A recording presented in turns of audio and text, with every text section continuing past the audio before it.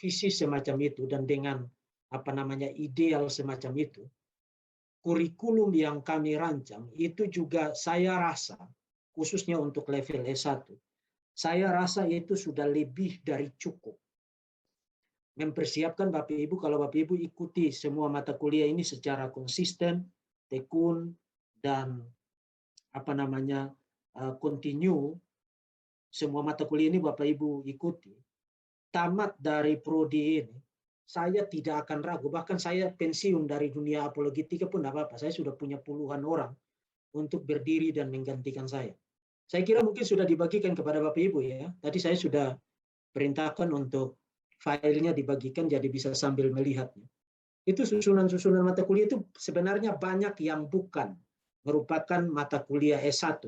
Bagi yang pernah kuliah S1 teologi tahu bahwa banyak mata kuliah di situ yang tidak keluar di S1. Itu kalau orang sudah studi magister bahkan doktor.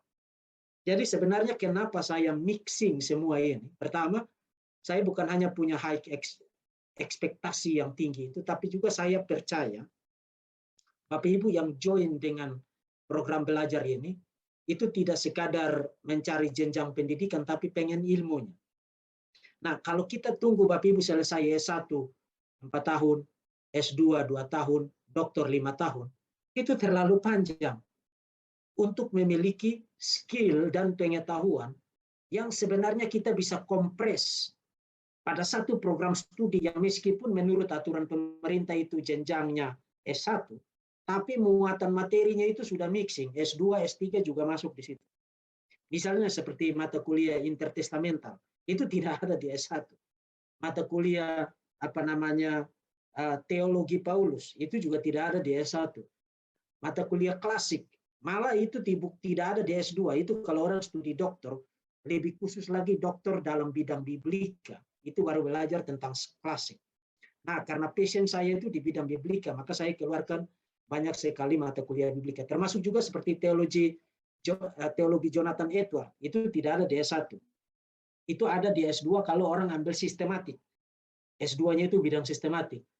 Kemudian teologi John of Damascus, itu apologet Kristen terawal, bahkan tulisan-tulisan itu jauh lebih tua daripada sirat Rasul Allahnya Ibn Ishaq. Dia adalah apologet Kristen terawal, yang sampai sekarang dampak dari apologetikanya itu saya kira membuat Islam itu sudah tidak bisa bangkit. Hanya maksa-maksain diri aja bangkit. Nah, jadi banyak sekali mata kuliah yang kita keluarkan dan itu sebenarnya tidak ada di S1 tapi kita mixing. Kenapa mixing? Karena saya percaya Bapak Ibu akan memaksa diri. Bapak Ibu yang sudah ikut saya 1 tahun atau lebih dari tahu bahwa saya tidak kompromi dengan orang malas. Dorong dan paksa diri saudara untuk menjadi maksimal semaksimal mungkin. Jadi saya percaya Bapak Ibu akan memasuki satu prodi yang bukan hanya menyediakan gelar secara formal dan sesuai dengan regulasi pendidikan tinggi di Indonesia, tetapi muatan materinya itu kalau Bapak Ibu tamat dari prodi ini, tentu saja bergantung juga usaha dari setiap individu. Tamat dari prodi ini, saya kira saya tidak khawatir untuk melepaskan Bapak Ibu memulai pelayanan apologetika dan memberikan jawaban terhadap setiap tantangan terhadap iman Kristen dari berbagai pihak. Orang benar akan bertunas seperti pohon taman, akan tumbuh dengan subur seperti pohon aras taman.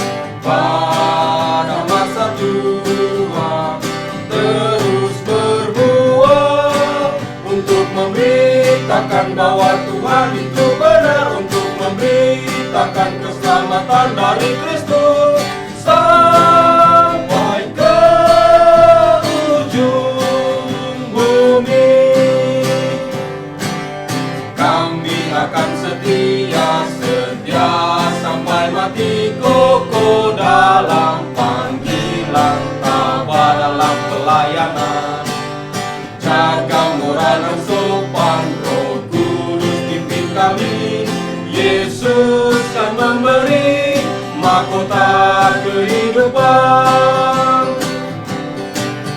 Orang benar terus bertumbuh seperti pohon taman, kuat dan harum selalu seperti pohon aras taman.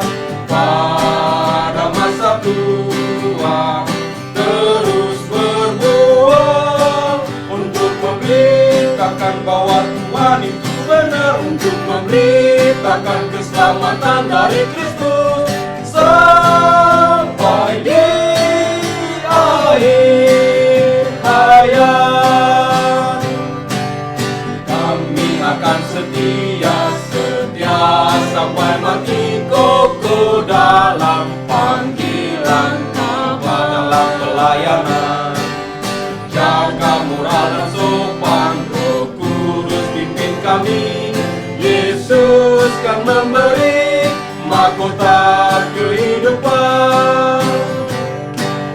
Kami akan setia sampai mati kokoh dalam panggilan Bapa dalam pelayanan. Jaga moral dan sopan, Roh Kudus pimpin kami. Yesus kan memberi mahkota kehidupan. Yesus kan memberi mahkota kehidupan.